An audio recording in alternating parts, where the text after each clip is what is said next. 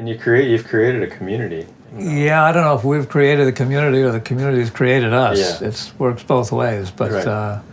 Vineyard Haven Harbor is now, it's an established boat building harbor for traditional wooden boats, classic wooden boats, both restoration and new build, new designs. We're happy about that. But yeah, the community has rescued us many times.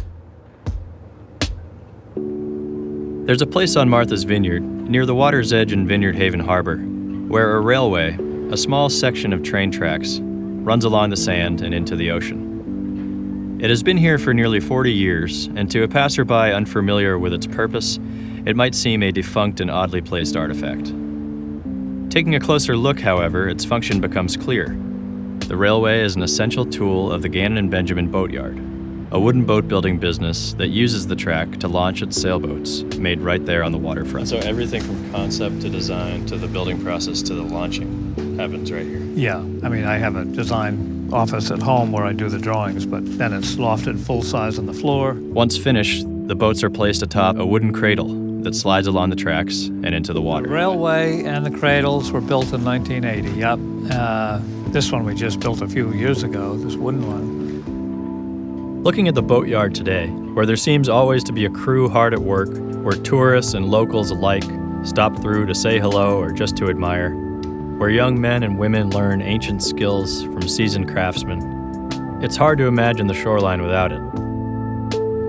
Below deck of his boat, Charlotte, a beautiful 50-foot double-masted schooner built in 2007, Nat described the beginnings of Nat Benjamin and the struggles, setbacks, and uncertainties they faced from the outset.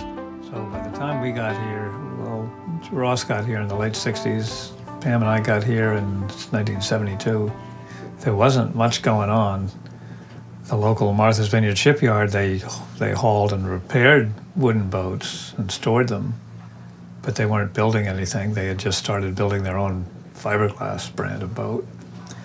And there were a couple of individuals around, kind of sort of renegades like us who were doing it in their backyard. And some of them still are. Rick Brown still builds boats. And there wasn't any waterfront boat building shop.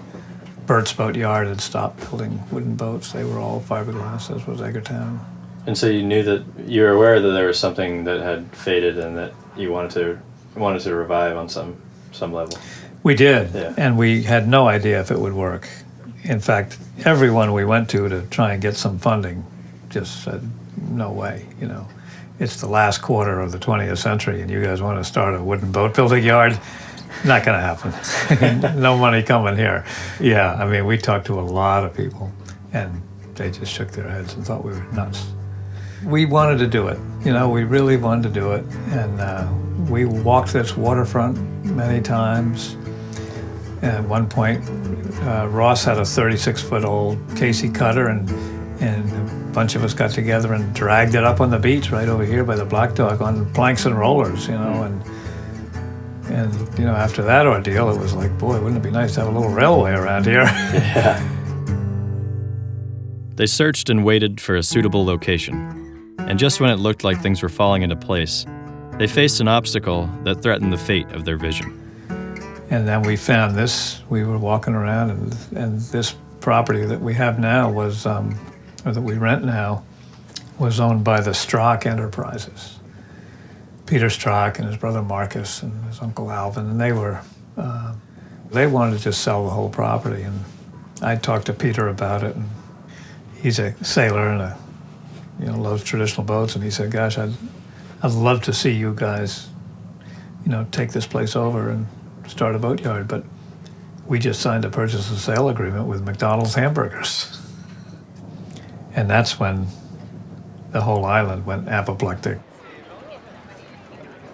A New York Times article from '79 gives a bit more insight into the local sentiment, quoting Henry Beadle Huff, former editor and owner of the Vineyard Gazette. "It is a symbol of the asphalt and chrome culture that we do not have here, and its coming means that we will have succumbed at last to the megalopolis which we have dreaded. It is the most real and symbolic threat we face." End quote. So, not very positive. A committee was formed and a petition signed, with thousands of signatures, including those of celebrities with ties to the island. Names like John Updike, Carly Simon, and We James sort of Taylor. threw up our hands and said, "Oh boy, what a sad eventuality that is to see a hamburger franchise where there should be a boatyard." But we didn't do much, but the island went crazy, and a lot of these high-profile people, and celebrities, and so forth started making a big stink, and the national media was down here. ABC, CBS, they were at the planning board meetings, filming this stuff, and the island was in an uproar over this. Yeah, against it. Against it. Who was for it? McDonald's. Just McDonald's? Yeah. And the Strokes, they wanted the sale to go through. Yeah. But very few people were for it. Right. And rarely does McDonald's back down because they're so powerful. They don't care what people think. Yeah. The planning board and the Board of Health came up with things like, well, you can't have a restaurant there because there's no wastewater treatment plant. Mm. And they just said, well, it's no problem. We'll build one. Whatever you want, we'll just build it. Yeah. So they weren't about to be, and there were no zoning regulations. So there's nothing that could send them away legally. And it was only the really bad press that finally got them to back down and leave. Wow. But it took a long time. And it was real bad press. Wow. But it was very close. It could very easily have gone the other way. Yeah. If there wasn't such a huge uproar. And there'd be a McDonald's right there. That's Yep, styrofoam platters flying all over this harbor. But anyway, after McDonald's finally backed down, then somehow we heard that our friend Donald DeSorcy was going to buy the property, or was going to try to. And we went and talked to him and said, if you buy that piece, we would like to use the waterfront side of it for a boatyard. Hmm. And he said, yeah, I'll keep you in mind. And he went through and bought the property. And true to his word, he said, yeah, you guys can, you guys can start your hippie boatyard there, but don't screw up. He was a good old timer, old island guy, and we were sort of the outliers here. But and we've been renting from him ever since. They secured the lease and got to work. Nat and Ross, carpenters, wooden boat enthusiasts, determined to maintain the momentum they'd created while building their first boat for a local musician. Actually, before the boatyard got underway in 1980, in the winter of 1979-80, I had got an agreement with James Taylor to build a canvasback, the first one. Sally Mae. Sally Mae. Yeah. So that sort of got us going. We built that in my backyard. I had a little shop by the house, and That was the first one. yeah. Cool. And then in the summer of 1980, we had just signed our lease with DeSorcy, and we brought it down here and launched it on a trailer. There was no railway, no dock, no anything. So we just put it in the water and then started a boatyard. But yeah, after Sally Mae was built, then we got a catboat to build, and then we got another canvasback to build, and then something else, and then another canvasback, and it just kept. Plus, we were doing a lot of repair work. Right. We were hauling local fishing boats and putting frames in, and Yeah. whatever it took to make ends meet. But the boatyard really never slowed down. It just kept getting busier and busier every year. Ross and Nat, through their hard work and vision, had revived and energized the wooden boat building community on the vineyard. But despite the momentum, after an incident 9 years in, it appeared all was lost. Yeah, I was at home in bed, and my wife she was reading. She said she couldn't get to sleep. And she got up and she walked outside, and she saw this glow coming from the harbor. And then she heard an explosion. And then the phone rang. And it was Christy Maynard, Gary Maynard's wife, calling to say there's a fire at the boatyard. And I called Ross, and we went running down there, and by that time it was an inferno. Fire trucks around spraying water, but nothing could be done. In 1989, just when we were reaching our stride and, things were looking good, modest profits, fairly reliable, backlog of work, good customers, more or less accepted by the community at large. And then the whole place burned to the ground in October of '89. This place right here. Yeah, the whole place went. There was a brand new boat in the shop that the only thing left was a puddle of molten lead in the sand. There were three boats on the railway, two of which didn't survive. One we launched in the middle of the fire.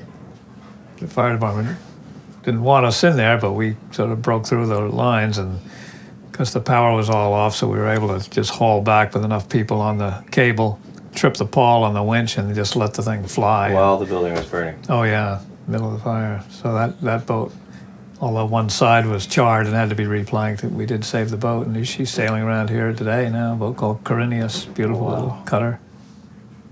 And we really didn't know what was going to happen with all this. The next morning we got up and went down to the shop, and there was nothing left, and tools and all the machinery and boats are just a total charred mess all over the ground. And it was a typical rainy day, sodden October day, and gradually people from the community started coming in, and within a couple hours there were probably 100 people milling around, going through the debris, finding old chisels and finding old planes, and taking all these tools and putting them aside. And then the calls started coming in from community leaders, from customers, what can we do, so forth.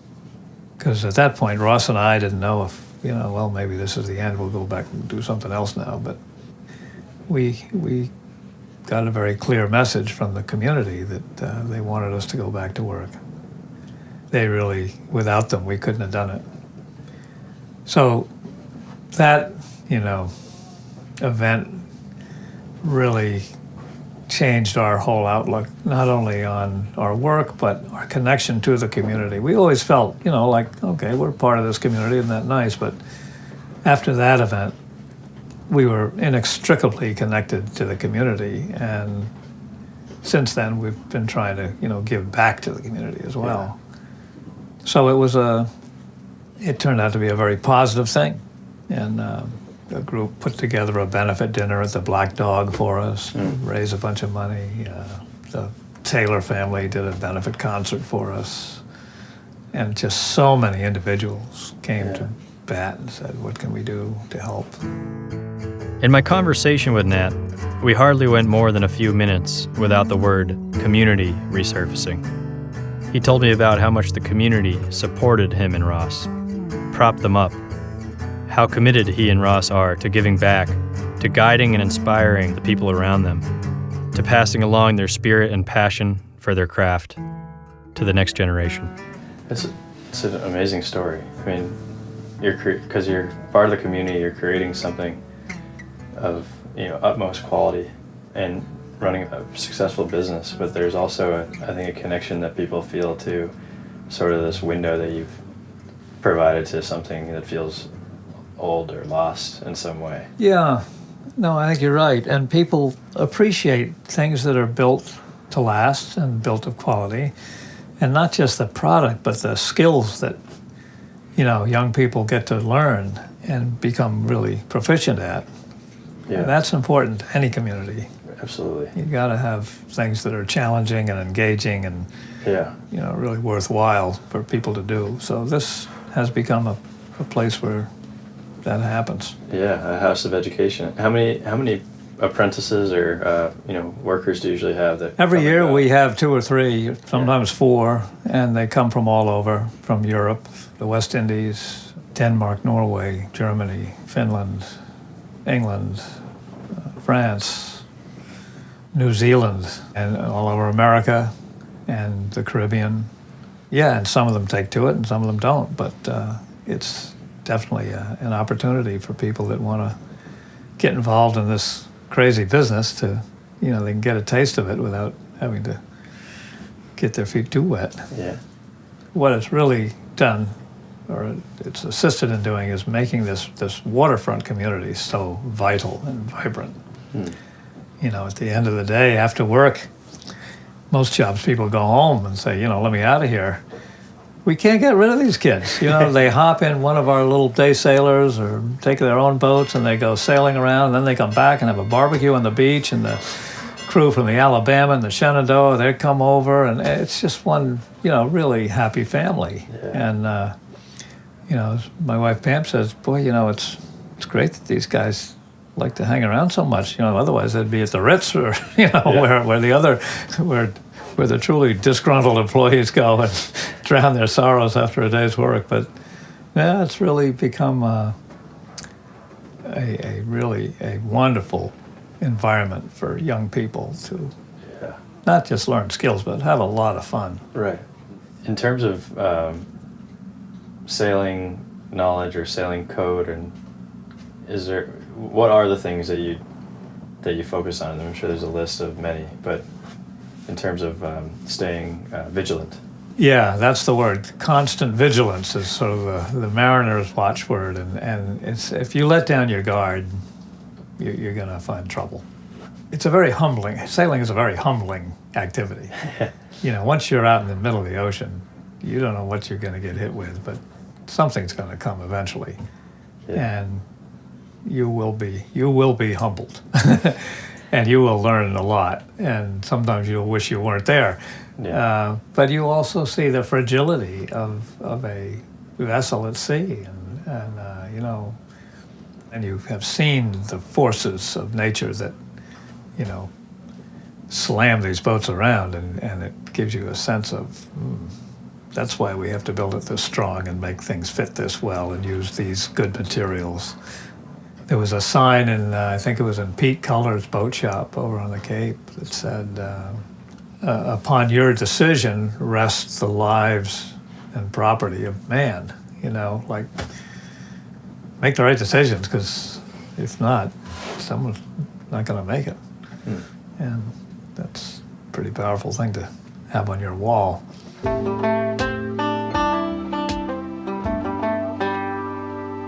Special thanks to Nat for taking the time to sit down with me and discuss his work.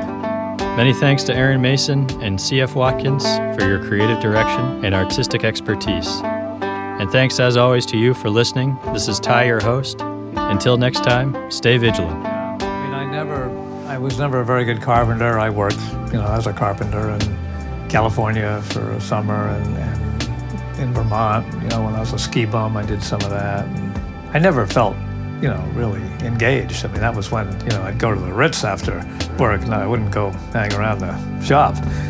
And it wasn't until I got involved with boats that I just became fascinated with this whole sculptural creation, and not only what it did underway and under sail, but what it was in a shop putting it together. So it's just... And you're always learning.